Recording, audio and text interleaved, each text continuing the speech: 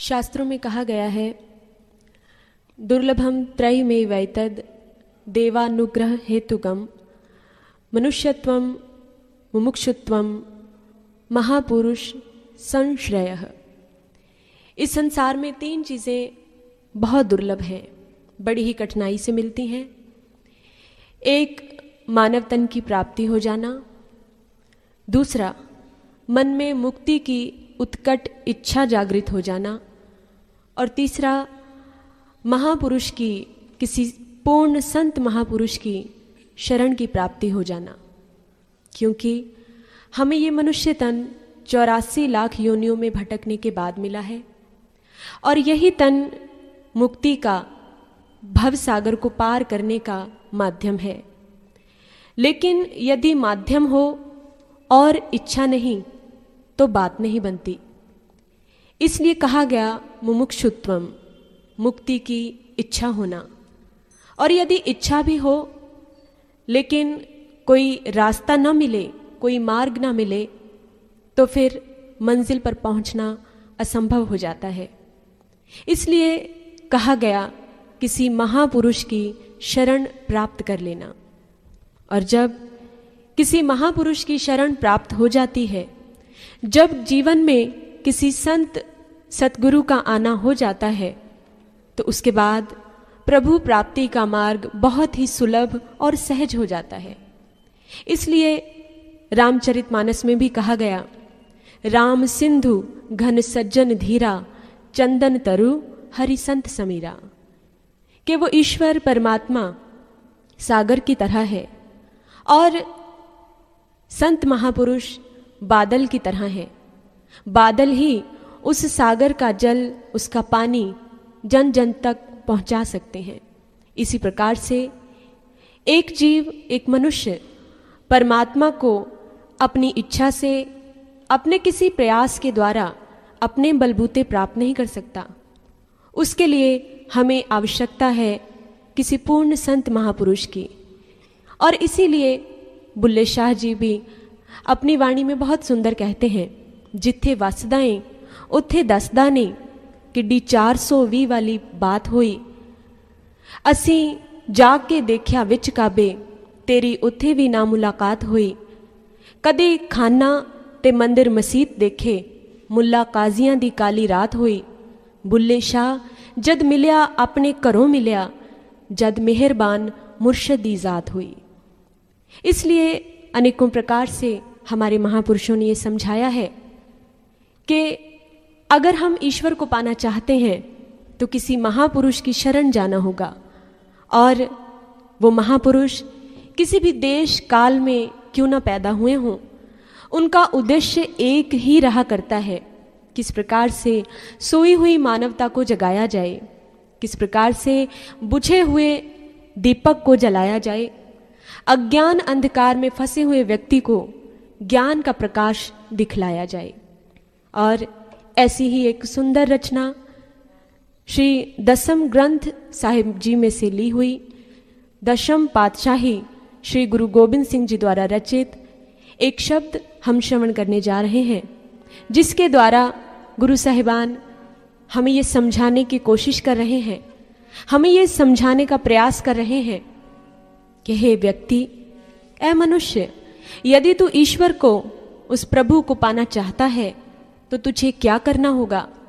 अगर तू अपने इस भटकाव को समाप्त करना चाहता है सदा सर्वदा के लिए, तो कौन सा ऐसा मार्ग है, कौन सा ऐसा रास्ता है जिसके द्वारा उसको पाया जा सके। आइए बड़े ही प्रेम श्रद्धा भाव सहित हम गुरु गोबिंद सिंह जी की इस पावन सुंदर रचना को श्रवण करते हैं इस शब्द के माध्यम से।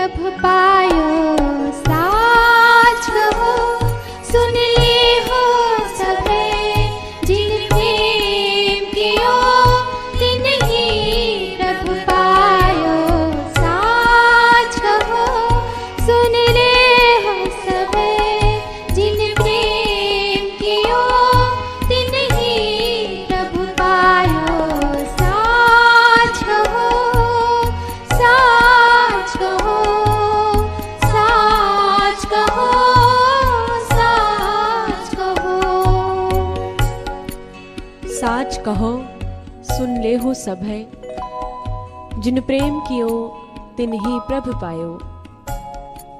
गुरु गोविंद सिंह जी बड़ा ही सुंदर समझा रहे हैं, जो कोई भी उस ईश्वर को पाना चाहता है, बस एक ही शर्त है, जिसने प्रेम किया है वो उसको पा लेता है। प्रेम अपने आप में एक बहुत ही अनूठा शब्द है। सांसारिक लोग जिसे प्रेम कहते हैं वो प्रेम नहीं, वो मोह है, वो धोखा है, वो सेल्फ डिसेप्शन है। प्रेम तो सुधा है, अमृत है, पीयूष है, और मोह जैसे किसी ने दूध में जहर घोल दिया हो। और प्रेम जब भी संसार में किसी ने किया है तो वो केवल संतों ने ही किया है। और इसीलिए संत मीराबाई जी भी कहती हैं, मायरी मैंने गोविंद ली नो मोल। उन्होंने गोविंद को मोल ले लिया, खरीद लिया। क्या किसी सांसारिक दौलत से, क्या किसी धन दौलत से, संपदा से? नहीं। मीरा के प्रभु गिरिधर नागर आवत प्रेम के मोल। वो ईश्वर, वो परमात्मा केवल प्रेम के मोल ही खरीदा जा सकता है, वो प्रेम के ही मोल बिकता है। लेकिन संसार में सभी लोग आज मोह की नींद में सोए हुए हैं, और महापुरुष हमें जगाने के लिए आते हैं। वो हमें कहते हैं कि उठो, इस मोह की नींद से जाग जाओ, क्योंकि He is the only object to be loved। इस संसार में अगर कोई प्रेम करने योग्य है तो वो केवल और केवल ईश्वर ही है, परमात्मा ही है। और हमारे मन में ईश्वर का प्रेम, ईश्वर के लिए प्रीति कैसे पैदा हो? बिन गुरु प्रीति न उपजे, होम में मैल ना जाए। जब तक हमारे जीवन में गुरु नहीं तो हमारे मन में ईश्वर के प्रति प्रेम, प्रीति पैदा नहीं हो सकती। जब तक हमें ज्ञान की प्राप्ति नहीं हुई, हमारी मैं समाप्त नहीं होती, हमारा अहंकार खत्म नहीं होता, और जब तक ऐसा नहीं संभव होता तब तक प्रेम भी पैदा नहीं हो सकता। लेकिन इस रहस्य को न जानने के कारण ही आज मनुष्य भटक रहा है। अनेकों प्रकार से हम कोशिश करते हैं उस ईश्वर को पाने की, बड़े प्रयास करते हैं, लेकिन असफल रहते हैं। इसलिए गुरु गोविंद सिंह जी हमें बहुत सुंदर समझा रहे हैं कि हे मनुष्य, अगर तुम्हें उस परमात्मा को पाना है तो तुम्हें अपनी मन मति को छोड़ना होगा और वो कार्य करना होगा जो हमारे महापुरुषों ने किया है। समझाते हुए क्या कह रहे हैं, आइए श्रवण करते हैं।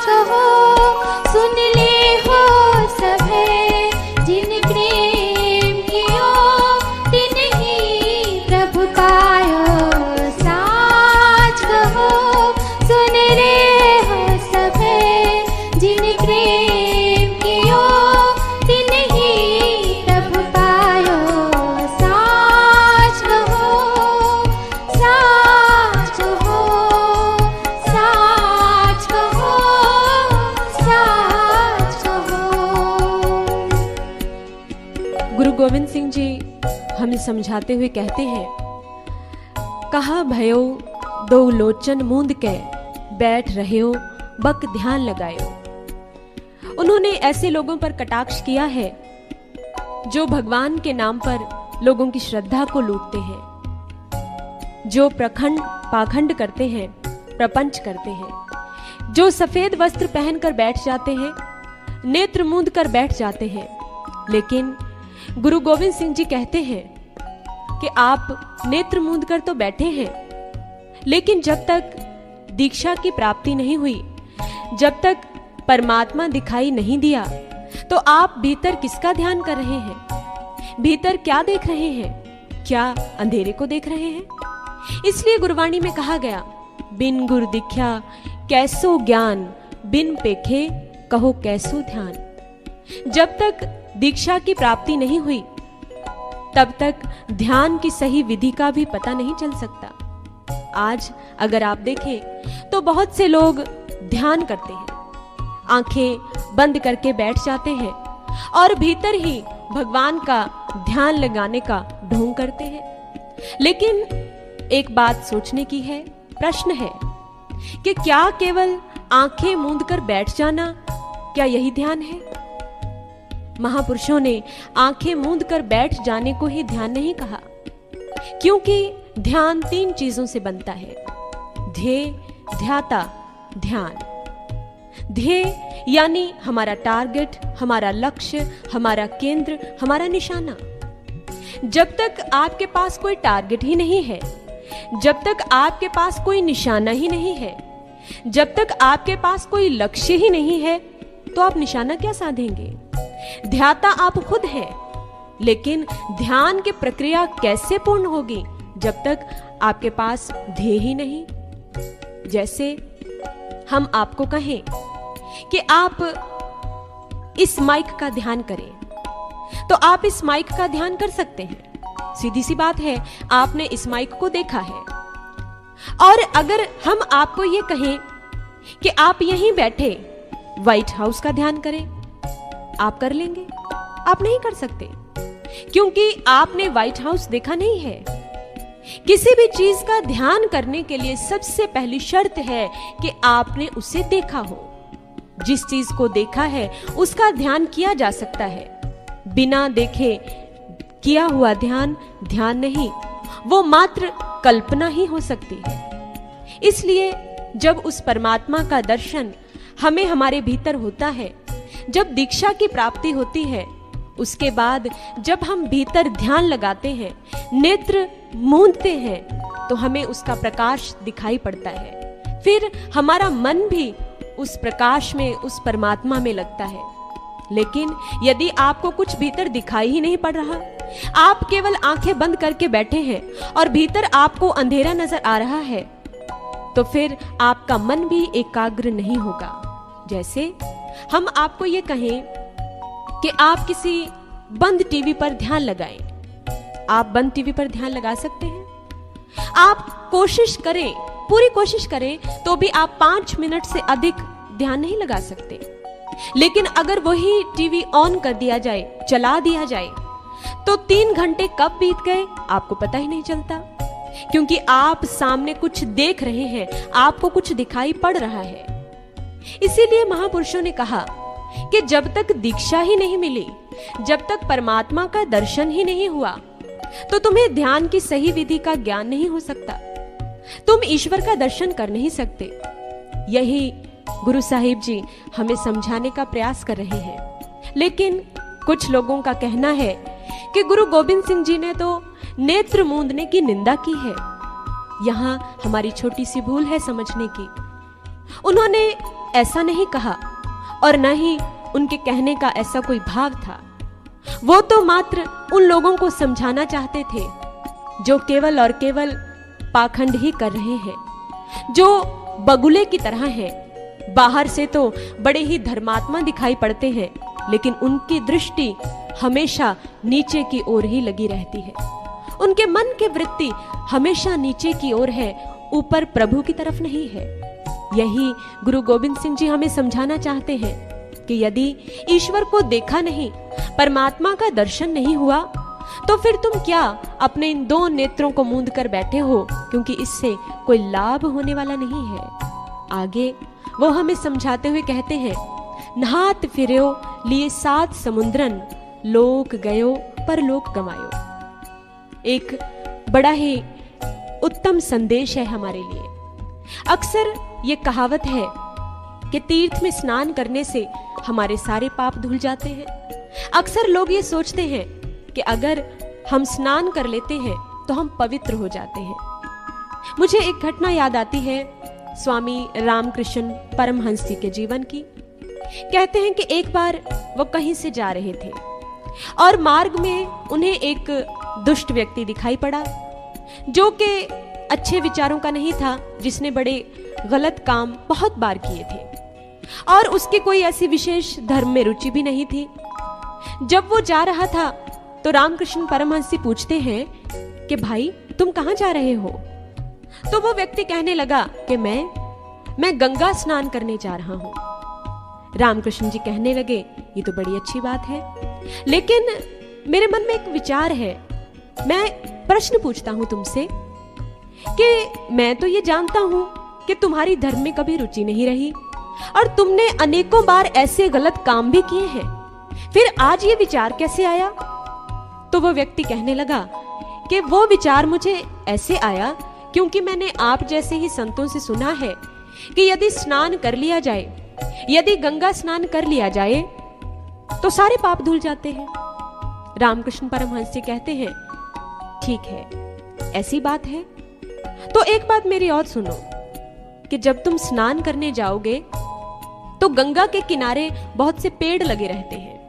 जैसे ही तुम स्नान करने के लिए जल में प्रवेश करोगे तो तुम्हारे सारे के सारे पाप पेड़ पर चढ़ के बैठ जाएंगे और जैसे ही तुम स्नान करके बाहर आओगे तो वो फिर तुम पर चढ़ जाएंगे, फिर सवार हो जाएंगे। व्यक्ति पूछता है ऐसी बात है? रामकृष्ण कहते हैं हाँ, ऐसी ही बात है। अब एक ही उपाय है, या तो तुम गंगा में डुबकी लगा के ही रखना। व्यक्ति कहता है ऐसे कैसे हो सकता है? रामकृष्ण मुस्कुरा पड़े, अगर ऐसा नहीं हो सकता तो तुम उस वास्तविक तीर्थ को जानो। ऐसा नहीं है कि हमें स्नान नहीं करना चाहिए, हमें तीर्थ स्नान नहीं करना चाहिए, गंगा नहीं नहाना चाहिए, करना चाहिए, लेकिन साथ ही महापुरुषों ने कुछ समझाने की कोशिश की है। स्नान आप करें लेकिन उसके वास्तविक अर्थ को जान लें, उसके रहस्य को समझ लें, क्योंकि महापुरुषों ने कहा घट ही तीर्थ नावा। अगर आप तीर्थ जाना चाहते हैं, स्नान करना चाहते हैं तो अपने ही भीतर करें। भीतर कैसे करेंगे? तो ये भी हमारे शास्त्रों में कहा गया, त्रिवेणी संगमो यत्र तीर्थ राजः स उच्यते तत्र स्नानम प्रकुर्वीत सर्व पापै प्रमुच्यते। हमारे शरीर में जहां 3 नाड़ियों ईड़ा, पिंगला और सुखमणा का शुभ संयोग होता है, वही स्थान प्रयागराज है, तीर्थों का राजा प्रयागराज है। और उस जगह पर स्नान करने से हमारे मन की मैल धुलती है। आज हम शरीर की मैल तो धो लेते हैं, लेकिन मन मैला रहता है और वो मन धुलता तब है जब हम अपने घट में ही उस तीर्थ में स्नान करते हैं, उस प्रभु के आनंद में गोता लगाते हैं, तो फिर मन के सारे विकार धुलते हैं, पाप धुलते हैं। यही संदेश गुरु गोविंद सिंह जी हमें देना चाह रहे थे कि हे मनुष्य, तुम असली तीर्थ को जानो, तुम असली ध्यान को जानो, उसके बाद जो आनंद होगा वो वर्णन करने में नहीं आता। आइए श्रवण करते हैं गुरु साहिब जी आगे क्या समझा रहे हैं। भास कियो बिखियान सो बैठ के ऐसे ही ऐसे सुबह से बितायो, काहुल पाहन पूज धरो सिर, काहुल लिंग गरे लटकायो, काहुल पाहन पूज धरे सिर, काहुल लिंग गरे लटकायो।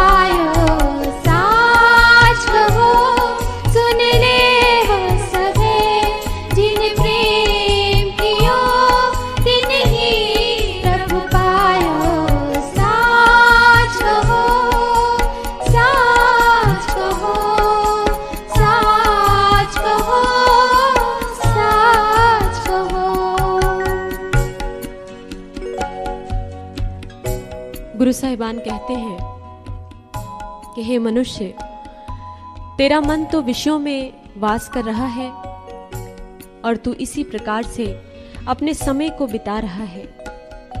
बहुत प्रकार से मनुष्य ईश्वर को पाने की कोशिश करता है। कहीं धार्मिक स्थानों पर जाता है, कहीं पूर्व दिशा में जाता है, कहीं पश्चिम दिशा में जाता है। अनेकों कोशिश करता है, लेकिन ईश्वर की प्राप्ति नहीं हो पाती, क्योंकि हमारा मार्ग, हमारी दिशा सही नहीं, हमारा रास्ता वो रास्ता नहीं, हमारा ढंग वो ढंग नहीं जो महापुरुषों ने कहा है, हमारी विधि वो विधि नहीं जो संतों ने बताई है।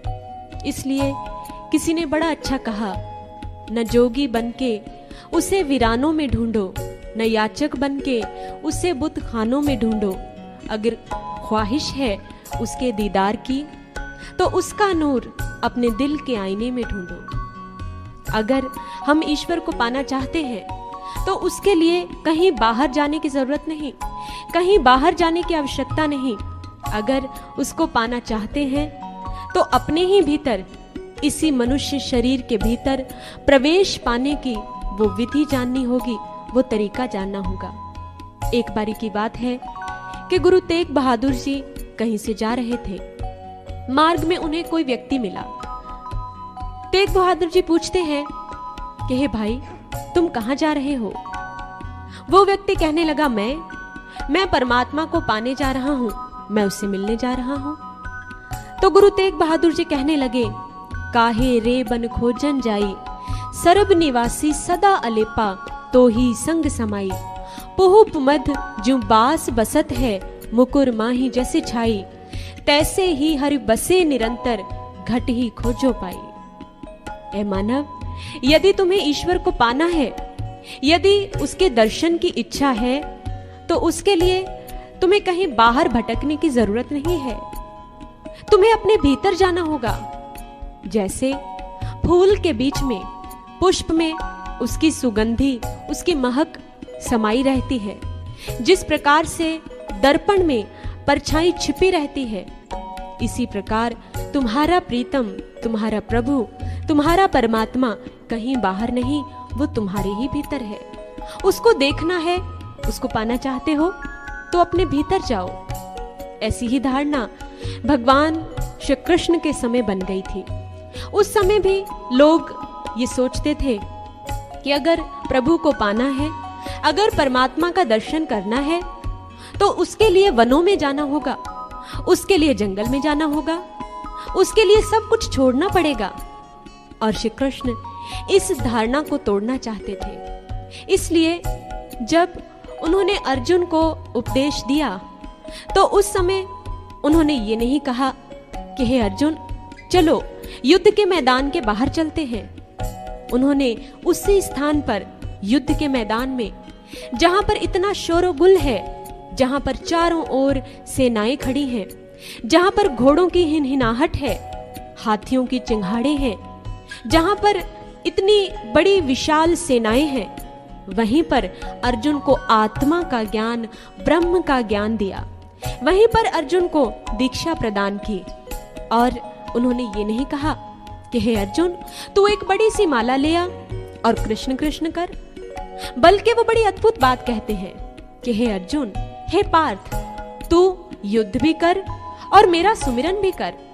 ये कैसे संभव हो?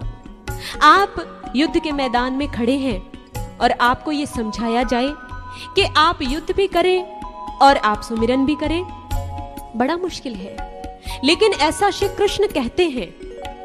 ऐसी कौन सी विधि थी, ऐसा कौन सा तरीका था कि अर्जुन के लिए युद्ध और प्रभु का स्मरण एक साथ हो पाया? और यही तरीका हमें गुरु तेग बहादुर जी समझाते हैं। बाहर भीतर एकहु जानो, एक गुरु ज्ञान बताए, जन नानक बिन आपा चीने, मिटे न ब्रह्म की काये। बाहर और भीतर वो प्रभु तो सब जगह है, लेकिन ये भेद कैसे प्रकट हो? हम ये तो कहते हैं कि ईश्वर सब जगह है, सर्वत्र है, लेकिन हमें वो दिखता नहीं है, हम बिना देखे कहते हैं। और गुरु तेग बहादुर जी कहते हैं कि आपा चिन्हे, अपने आप को जाने बिना, जब तक तुम ये नहीं जानते कि तुम कौन हो, जब तक तुम्हें ये नहीं ज्ञात कि तुम्हारा वास्तविक स्वरूप क्या है, तो तुम ईश्वर के रहस्य को, ईश्वर के भेद को कभी भी नहीं जान पाओगे। इसलिए आवश्यकता है ऐसे मार्ग की, आवश्यकता है अपने ही भीतर जाने की, क्योंकि महापुरुषों ने कहा, कस्तूरी कुंडल बसे मृग ढूंढे बन माही, ऐसे घट घट राम है दुनिया जाने नाही। कस्तूरी मृग की नाभि में ही छिपी रहती है, लेकिन वो ये बात समझ नहीं पाता, भागता है, दूर दूर तक जाता है, कहां से ये महक आ रही है। इसी प्रकार से वो राम, वो ईश्वर हमारे ही भीतर है। सब एकट राम बोले, वो सबके घट में है, सबके भीतर है, लेकिन वो प्रकट नहीं है, उसके हमें दर्शन नहीं हुए, वो हमें दिखाई नहीं पड़ा। यही कारण है कि हम भटकते हैं, कभी कहीं जाते हैं, कभी कहीं जाते हैं, और सारा जीवन भटकते ही रह जाते हैं, हमें कोई प्राप्ति नहीं हो पाती। इसलिए आवश्यकता है हम अपने भीतर जाएं, अपने भीतर बैठे उस राम, उस ब्रह्म, उस परम शक्ति को पहचाने, जिसे पहचानने के बाद हमारे जीवन में शांति आती है, सुख आता है, चैन आता है। यही गुरु गोविंद सिंह जी हमें समझा रहे हैं। आगे वो अपने पावन वचनों में क्या कहते हैं, आइए सुनते हैं।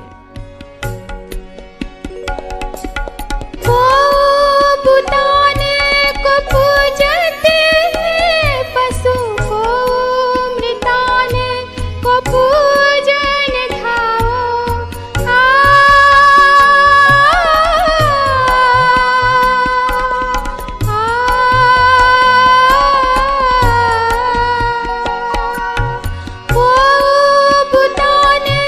को पूजन धाओ, पशु को मृतान को पूजन धायो, पूरे क्रिया उर्झयो सब ही जग, श्री भगवान को भेद न पायो। साच कहो सुन ले हो सभे, जिन प्रेम कियो तिन ही प्रभु पायो। साच कहो सुन ले हो सभे, जिन प्रेम कियो तिन ही प्रभु पायो। साच कहो। महापुरुषों ने यह समझाया है कि आज व्यक्ति अज्ञान में ही भटक रहा है, उसके पास वो ज्ञान नहीं, और अपनी मनमति से वो अनेकों प्रकार के प्रयास भी करता है और एक भेड़ चाल की तरह चलने लगता है। जब वो परंपरा को ही पूजने लगता है, जब वो रहस्य को नहीं समझता, जब वो ये नहीं जान पाता कि सच क्या है, जब वो आध्यात्मिक रहस्य नहीं समझ पाता, तो महापुरुषों को बार बार समझाना पड़ता है। और गुरु गोविंद सिंह जी यही समझाते हुए कह रहे हैं कि हे मनुष्य, तुमने अनेकों प्रकार के कर्म किए हैं, अनेकों क्रियाएं करके देख ली, लेकिन क्या ईश्वर की प्राप्ति हुई? नहीं। इसलिए उन्होंने कहा, कूर क्रिया उर्झो सब ही जग, श्री भगवान को भेद ना पायो। ए मानव, तू तो ऐसे ही व्यर्थ की क्रियाओं में उलझा हुआ है, लेकिन तू उस श्री भगवान का, उस चेतन शक्ति का भेद नहीं पा पाया, तू उसके रहस्य को जान नहीं पाया, तूने ये नहीं समझा उसका मर्म क्या है। और जब तक भेद नहीं जानेगा, जब तक रहस्य नहीं जानेगा, तुम्हारा कल्याण नहीं। जब तक तू उस भेद को अपने भीतर देख नहीं लेता, जब तक तू उस रहस्य को खोल नहीं लेता, वो रहस्य तुम्हारे सामने प्रकट नहीं होता, तो तुम्हारा सब कुछ किया हुआ व्यर्थ है। एक घटना मुझे याद आती है, रामचरितमानस में वर्णन आता है उस समय का, जब प्रभु श्री राम सीता जी और लक्ष्मण जी सहित वन की ओर प्रस्थान कर जाते हैं। जैसे ही वो अपने मित्र निषाद राज से मिलके आगे की ओर बढ़ते हैं, तो रास्ते में गंगा नदी पड़ती थी। अब श्री राम उस नदी को पार करना चाहते थे और उसको पार करने के लिए उन्हें किसी नाव की जरूरत थी।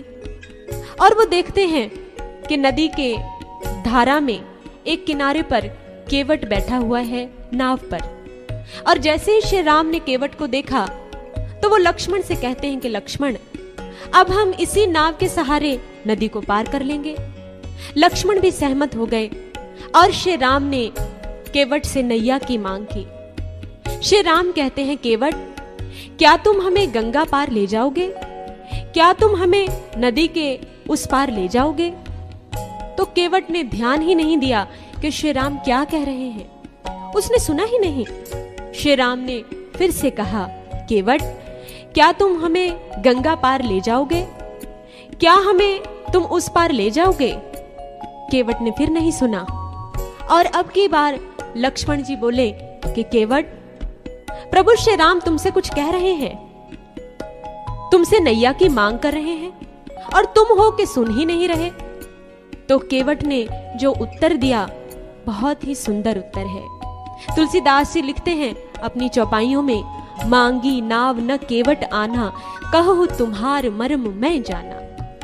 प्रभु की बात सुनकर केवट कहने लगा कि हे प्रभु, मैं नाव नहीं लाऊंगा क्योंकि मैं आपके मर्म को जानता हूं। देखिए, हमारे शास्त्र हमें कुछ संदेश देते हैं, वो एक रहस्य प्रकट करते हैं, वो हमें कुछ समझाना चाहते हैं। और केवट का ये संवाद आध्यात्मिकता की ओर संकेत करता है। केवट ने कहा कि हे प्रभु, मैं नाव नहीं लाऊंगा क्योंकि मैं आपके मर्म को जानता हूं, मैं आपके भेद को जानता हूं। केवट का ये कहना कि मैं जानता हूं हमें कुछ समझाना चाहता है। केवट जानने की बात करता है और हमारे सभी संतों महापुरुषों ने, समस्त शास्त्र ग्रंथों ने जानने की ही बात की है। जैसे कबीर जी कहते हैं, जानी जानी रे राजा राम की कहानी, मैंने उस राम की कहानी को जान लिया। जैसे श्री अरविंद जी कहते हैं, I don't believe in God but I know God, मैं केवल परमात्मा में विश्वास ही नहीं करता, मैं उसे जानता भी हूं। जैसे हमारे ऋषि वेदों में कहते हैं, वेदाहमेतम पुरुषम महांतम आदित्यम वर्णम तमसः परस्तात् तमे विदित्वाति मृत्युमेति नान्यः पंथा विद्यते यनाय। कि मैं उस परम पुरुष को जानता हूं, मैं उस महान पुरुष को जानता हूं जो सूर्य की भांति अत्यंत प्रकाशवान है, अंधकार से अत्यंत परे है और जो मृत्यु सागर से पार होने का, इस भव सागर से पार होने का एकमात्र मार्ग है। उसको जाने बिना इस भव सागर से, इस मृत्यु सागर से पार कभी भी नहीं जाया जाता। और इसी बात को तुलसीदास जी रामचरितमानस में कहते हैं, जाने बिन नहीं होई प्रतीति, बिन प्रतीति होई नहीं प्रीति, प्रीति बिना नहीं भक्ति दिड़ाई, जिमी खगपति जल कै चिकनाई। हे मनुष्य, अगर तुम ईश्वर को जानते नहीं हो तो तुम्हारे मन में ईश्वर के प्रति प्रेम पैदा नहीं हो सकता। जब तक प्रेम नहीं तब तक विश्वास नहीं, और जब तक विश्वास नहीं तो हमारी भक्ति दृढ़ नहीं हो सकती। इसलिए जानना आवश्यक है। दो चीजें होती हैं, एक जानना और एक मानना। हम सभी ईश्वर को मानते तो हैं लेकिन हम जानते नहीं। कोई कहता है कि मैं श्री राम को मानता हूं, कोई कहता है मैं श्री कृष्ण को मानता हूं, कोई देवी मां को मानता है, कोई भगवान शिव को मानता है। अर्थात हमारी जिस भी आराध्य में, इष्ट में श्रद्धा है, हम उसको मानते ही हैं, लेकिन हम कभी ये नहीं कहते कि हाँ मैं श्री राम को जानता हूं, मैं श्री कृष्ण को जानता हूं। हम ऐसा नहीं कहते, हम सिर्फ मानते हैं। और महापुरुषों ने कहा कि वो ईश्वर, वो शक्ति समय समय पर अपने शरीर रूप बदल कर आई है, लेकिन वो एक ही रही है। युगों युगों तू बदले चोले, हर नए रूप में तू समझाए, पर हम तेरा रूप न जाने, नए नए धर्म चलाए। वो हर युग में समय समय पर अपने शरीर बदलती हुई आई। ज्योत उहा जुगती साई, वो एक ही ज्योति थी और वो तरीका भी एक था, लेकिन बार बार काया बदलती रही, शरीर बदलता रहा, लेकिन हम केवल शरीर को ही पहचान पाए, हम उस शक्ति को नहीं पहचान पाए। और जब तक उस शक्ति को नहीं जानेंगे, जब तक उस शक्ति को नहीं पहचानेंगे, तो हमारा कल्याण संभव नहीं। एक बारी की बात है कि साईं बाबा, शिरडी के साईं बाबा, उनके पास एक बार एक व्यक्ति आया और वो कहने लगा कि बाबा, मेरी बड़ी इच्छा है कि मैं आपको अपने घर भोजन परोसूं, आप मेरे घर आना, क्या आप आएंगे? बाबा कहने लगे, हाँ मैं जरूर आऊंगा, क्यों नहीं आऊंगा, लेकिन एक शर्त है कि तुम मुझे पहचान लेना। व्यक्ति कहता है, हाँ बाबा आप आना, मैं आपको जरूर पहचान लूंगा। समय हुआ, दिन निश्चित हो गया। उस व्यक्ति ने बड़े ही प्रेम से खाना बनाया, भोजन बनाया और इंतजार करने लगा। शाम हो गई लेकिन बाबा नहीं आए। अचानक जब वो प्रतीक्षा कर ही रहा था तो द्वार पर एक कुत्ता आया और झट से घर में प्रवेश कर गया। जैसे ही उस कुत्ते ने प्रवेश किया तो उस व्यक्ति ने डंडा उठाया और 2-4 डंडे उसको लगा दिए। कुत्ता घर से भाग गया। बड़ा इंतजार किया लेकिन बाबा तो नहीं आए। अगले दिन वो फिर से बाबा के पास पहुंचा और कहने लगा, बाबा आप तो आए ही नहीं, मैंने आपकी इतनी प्रतीक्षा की। तो बाबा कहने लगे कि मैं तो आया था। व्यक्ति कहने लगा कि बाबा आप कब आए, मैंने तो आपको देखा नहीं। तो साईं बाबा कहने लगे कि हम आए थे और डंडे भी खाए थे। वो व्यक्ति हैरान रह गया, बाबा वो आप थे, आप फिर आना, मैं आपको अवश्य पहचान लूंगा। बाबा कहते हैं ठीक है। फिर अगले दिन इंतजार शुरू हुआ। उस व्यक्ति ने भोजन बनाया और प्रतीक्षा करने लगा। जब प्रतीक्षा कर रहा था तो द्वार पर एक भिखारी आया। फटे वस्त्र थे, बड़ी ही दयनीय अवस्था थी। उस व्यक्ति ने जब देखा कि भिखारी मेरे घर पर आ गया है, उसने उसको बहुत बुरा भला कहा और भेज दिया। फिर इंतजार शुरू हुआ लेकिन बाबा नहीं आए। व्यक्ति फिर बाबा के पास पहुंचा और पूछने लगा, बाबा आप क्यों नहीं आए? बाबा कहने लगे कि भाई मैं तो आया था लेकिन तुम्हें मेरी बदबू ही नहीं जची, मैं क्या करूं? व्यक्ति कहने लगा, महाराज अब से ये दोबारा गलती नहीं होगी, अब आप जरूर आना। तो बाबा कहने लगे कि नहीं, तुम मुझे ऐसे नहीं जान सकते, तुम मुझे ऐसे पहचान नहीं पाओगे। इसी बात को हम समझ कर देखें। अगर आज हमारे सामने हमारे ईश्वर, हमारे प्रभु आ जाएं, तो क्या हम उन्हें पहचान लेंगे? अगर हमारे सामने भोलेनाथ आ जाएं, तो क्या हम पहचान लेंगे? हम तो यही चाहेंगे कि उनके गले में सर्प की माला हो। हम तो यही चाहेंगे कि अगर भगवान श्री कृष्ण आए तो उनके हाथ में बांसुरी हो। हम तो यही चाहेंगे कि अगर श्री राम आए तो उनके साथ माता जानकी भी हो। लेकिन प्रभु किसी भी रूप में आ सकता है, आप उसे कैसे जानेंगे, आप उसे कैसे पहचानेंगे? यही बात जब अर्जुन के मन में आई, यही द्वंद्व जब अर्जुन के मन में खड़ा हुआ तो श्री कृष्ण ने समझाया। जब श्री कृष्ण ने अर्जुन को यह कहा कि हे अर्जुन, आज मैं तुम्हें वो ज्ञान देने जा रहा हूं जो मैंने सृष्टि के प्रारंभ में सूर्य को दिया, तो अर्जुन सोचने लगा। अर्जुन ने प्रश्न किया कि प्रभु आप सृष्टि के प्रारंभ की बात कर रहे हैं, सूर्य कब हुआ और आप कब हुए? आप उस समय कहां से आए? आप तो अब मेरे सामने खड़े हैं। तो श्री कृष्ण समझ गए कि अर्जुन केवल उनके शरीर से परिचित है, वो शक्ति रूप को नहीं जानता। और उस समय श्री कृष्ण ने कहा, न तु माम शक्य से द्रष्टुम मने नैव स्वचक्षुषा दिव्यम ददामि ते चक्षु पश्य में योगमैश्वरम। हे अर्जुन, तेरे ये जन्म चक्षु मुझे देखने में सक्षम नहीं। आज मैं तुम्हें वो दिव्य दृष्टि देता हूं जिससे तू मेरे वास्तविक स्वरूप को देख पाएगा। और प्रभु का वो स्वरूप है ज्योति शामपि ज्योति तमसः परमुच्यते। वो ज्योतियों की ज्योति परम प्रकाश है, सबके भीतर है। उसी को कहा गया सहज प्रकाश रूप भगवाना, कि वो ईश्वर प्रकाश रूप है। सबके भीतर है, वो ज्योत सबके अंदर है, लेकिन हम उसे आज तक देख नहीं पाए। और उसे कौन दिखाएगा? उसे दिखाने वाला कौन है? जे पुरख नदर न आवई, तिसका क्या कर कहिया जाए, बलिहारी गुरु आपने जिन हृदय दिता दिखाए। जिस ईश्वर को, जिस परम प्रकाश को, जिस ज्योति को हम खुद नहीं देख पाते, अपने किसी प्रयास से नहीं देख पाते, उसको गुरु दिखाता है। और मैं ऐसे सतगुरु पे बलिहारी जाता हूँ, मैं ऐसे महापुरुष के चरणों पर अपने जीवन को वारता हूँ, अर्पित करता हूँ, जिसने मुझे मेरे ही हृदय में उस ईश्वर को दिखा दिया है।